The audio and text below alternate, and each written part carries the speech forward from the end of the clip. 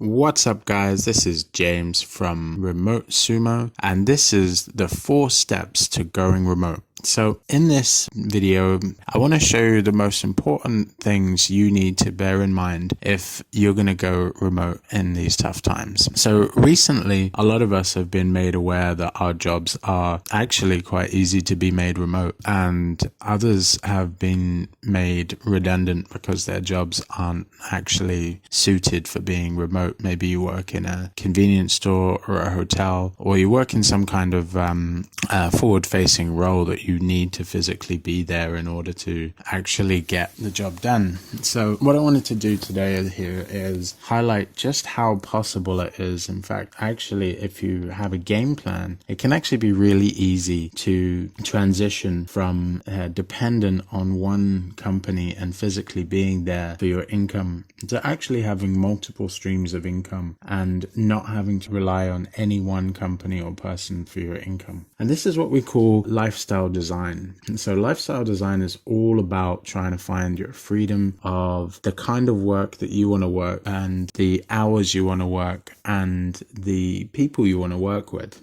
This to me is ultimate freedom in being able to choose how you work, when you work, and for whom. And I just want to go through with you guys today this little training on key steps that you're going to need to take in order to successfully navigate going remote. Now, I know a lot of you are already remote from home, but the thing is there's a big difference between having to work from home and designing a lifestyle intentionally so that this is the way you choose to live. Disasters like this, global disasters, have sort of given us the opportunity to see whether or not we like working from home and also whether or not our job can be done from home. And if unfortunately you're one of those people out there whose job cannot be done, then this training here is going to be crucial for you guys, because a lot of people are hurting right now with no income, and this is the best way that I know of to get multiple streams of income that don't rely on any one company or person. So the first thing you're going to want to do when you're deciding to go remote is to find out what kind of remote worker you want to be. We'll cover that in a sec as well. There's 5 different types of remote worker, and you want to go into the industry within those, and you want to make sure that what you want to do suits that specific role best. Then you're going to want to find out what knowledge and skills you lack in order to go remote. Just because you're currently doing it in physical person doesn't mean that it's going to be exactly the same job remotely. Now, a lot of the jobs that people are unable to do at home right now because their job is not necessarily suited for being a remote worker,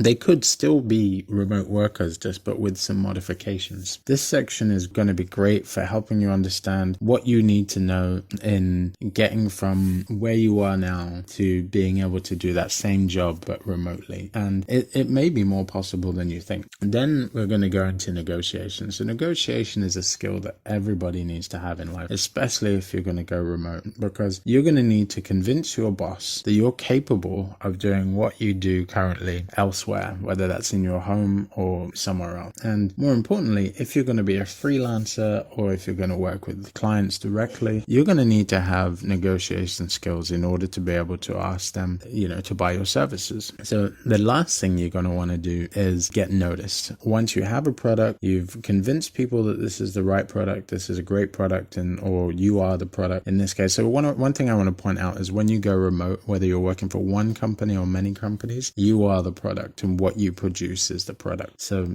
you want to make sure that that product gets noticed, and you want to make sure that you stand out for your own individuality. So what type of remote workers are there? There are 5 key types of remote workers. There are others, but these are really the 5 key ways to get into remote work. Now, you could be an employee that goes remote. That means that you're already in your remote situation and you have a plan to continue doing what you're doing professionally in a way that you can do from home or anywhere else. For most people, this is going to be the easiest way into this remote lifestyle. If you get a job, or if you already have a job and you negotiate with your boss to say, hey, look, I've thought about all the pitfalls, and even if I go remote right now, it'll still work for you and you'll actually get more from me being at home. you have the solopreneur. The solopreneur is a one-person band. They own an entire business. They are juggling all the plates. They're doing the branding, the marketing, they're doing the graphic design or the programming, or they're providing every step of the way in this business. Now, this is not ideal because this means that you're working every hour that God sends. Now, if that's what you're into, if you're a workaholic, then this might be the best option for you, because especially at the beginning, a solopreneur is a lot of work. Now, an entrepreneur, this is where you really want to be. As an entrepreneur, you hire other people in your organization and you lead them to build an amazing business and potentially even multiple streams of income. So what that might look like is you could have your own online business, which could be a SaaS company, a software as a service. You could have your own online e-commerce company. You could drop ship, but at the same time, you could have other things on the go. You could be a freelancer as well, or you could even be full-time employed. You could be a entrepreneur on the side. This could be a side hustle for you. So this is where we really want to be, is in that entrepreneur stage. Not everybody can be an entrepreneur, but if that's where you want to be and it suits your lifestyle, then this is where I would focus your efforts, because it means you get to create multiple streams of income and it means you get much more free time. A freelancer is a great way to go if you want to go remote, because being a freelancer means you're using all the skills that you currently have. Maybe you need to learn a few new ones, such as invoicing and managing your clients, and maybe some sales and marketing training. But if you've already got that in your job, essentially you're just taking the fulfillment aspect of that opportunity and you're taking it into your own realm. This is great because it means that you get 100% of the work that you do directly in your bank account, probably minus what PayPal take, or whichever company you're working with, such as Upwork or so on and so forth. So this is a really good option for a lot of people because they already have the skills. They need minor skills adjustments in order to get into the freelancer world. And there's never been a better time for this, because today there are so many great websites to find freelance gigs. And as a freelancer, typically what that means is you will be doing one project at a time for multiple customers. So usually freelancers have at least 2 customers on at any given time. That's the plan anyway. And you'll have usually one project at a time. So the idea would be to complete this website for this client, to build this copy out for this website for this client, or whatever. And this could also be done on a virtual assistant basis as well. A lot of these tasks that I'm talking about in this demonstration, and a lot of the tasks I talk about, can all be done as a virtual assistant. Now, a virtual assistant is basically somebody who kind of works for you by hour basis. So you can book out a whole bunch of hours with them. You can book out 10, 15, 20, 50 hours with them, whatever. And they will just complete that task for you. And while they're working for you, they will have those hours, which is pretty great. Finally, we have the buying a business, joining an MLM, or buying a franchise. Now, the good thing about this is that it immediately puts you into the entrepreneur category. You get a brand, you get probably a customer base, and you also get the systems and knowledge and experience pre-made for you. So it's going to cost you a little bit upfront. These things tend to cost, the minimum I would say you should be buying a brand or buying a business with systems in place is probably about 50 to 100,000 US, which is about, 40 to 75,000 pounds. So it can cost you a lot to get in, especially if you're buying a McDonald's franchise or one of the bigger guys. But MLMs are another way to get involved in this as well. So you can get involved in MLMs. Be careful with MLMs. A lot of them are scams, and make sure in the US alone anyway, I don't know about the UK, but in the US they have to have an earnings disclosure page on their website.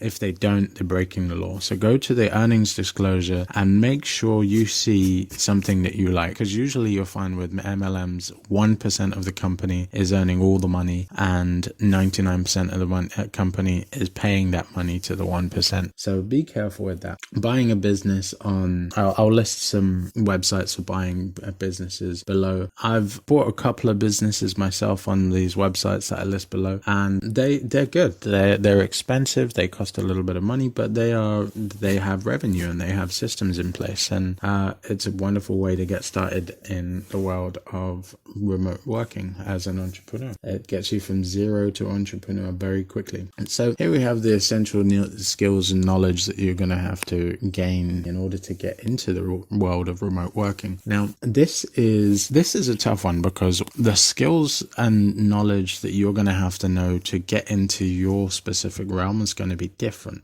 But if you go to remotesumo.com, www.remotesumo.com/start-here, there's a great article on there about the kinds of skills and things that you'll need to get started in the highest paying remote jobs. So check out that article. It's a really great article, and it's got different video trainings and links to other trainings as well, where you can get to know the kind of skills that you'll need to become a remote worker in that field. But some of the key things that you're probably going to need to do is learn how to build a website and manage your own time and do your own invoicing. As a freelancer, as a remote worker in general who works full-time, you're probably going to be subject to things like IR35 and different tax laws for people who are working remotely. So it's good to make sure that you're aware of these things, especially invoicing, because this is how you get paid. As a freelancer, and probably even as a full-time worker, you may want to be doing things in an invoice basis, but this is the way you get paid. So learn what invoices are and how to make them, and more importantly, how to send them, and what the rules are around fulfilling invoices. Now,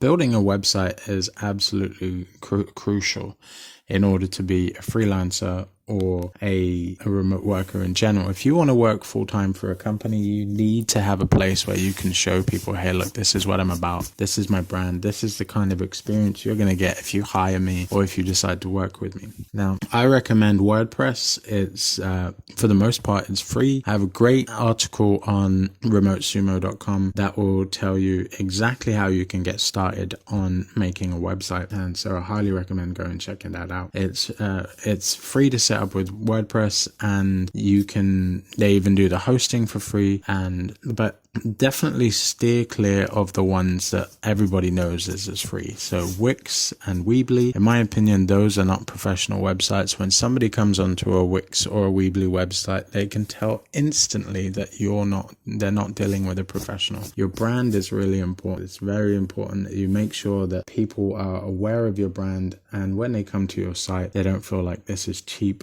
and you haven't put any effort into this. Project management. So one thing a lot of people don't really consider when they go remote is project management. You're going to need to make sure that you can manage your time when you go home or when you go wherever you're working remotely. A lot of people, when they're in that office environment, they've got that project manager there, they've got their own side managers, they've got their own team lineup, and they're probably working in an agile program, and you don't need to know anything about agile in order to be able to participate in a team that does that. The project manager or the team leader will likely do that for you. If you're at home, there are so many things that can distract you. There are so many things that are buying for your time, the internet, Facebook, and so on and so forth. And also, even when you're doing the work, there's a big difference between productivity and being busy. I myself have struggled in the past with doing stuff and doing the important stuff. So make sure you check out if and when you need to get some project management skills.